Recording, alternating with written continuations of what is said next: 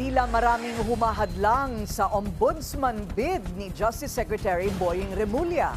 Ipinapadisbar na siya ngayon ng Duterte Bloc dahil pa rin sa pagkakaaresto kay FPRRD. Narito ang agenda report ni Ivy Reyes. Matapos maabsuelto sa ombudsman, muling sinampahan ng kaso ng Duterte Bloc ang kampo ng gobyerno, kabilang ang tumatakbong ombudsman na si Justice Secretary Jesus Crispin Remulla. Sa pagkakataong ito, disbarment case na ang inihain laban sa kalihim. This is related with the kidnapping as well as expulsion of former President Rodrigo Roa Duterte towards The Hague, Netherlands.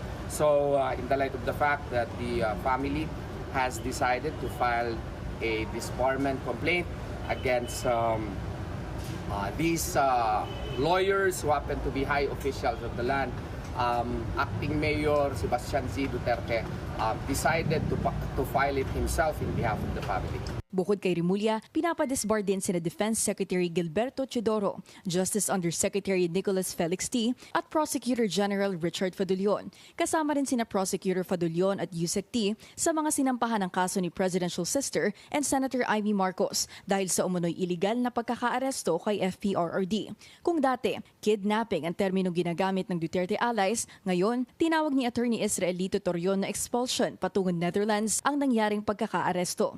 Nilabag umano ng mga abogado at opisyal ng gobyerno ang Canons of Professional Responsibility o ang Code of Ethics na mga abogado.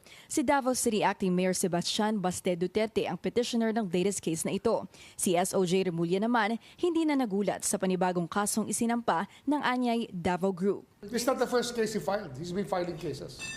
So, wala, expected lang yun.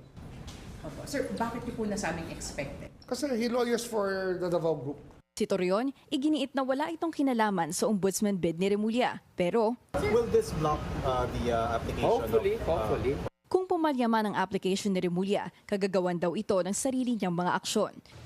Ang gusto raw ng Duterte Bloc, accountability. Ang administrasyon naman, naniniwala ang pagkakaaresto ni FPRRD ay nasa ngalan ng hustisya. Para sa agenda, Ivy Reyes, Billionaire News Channel.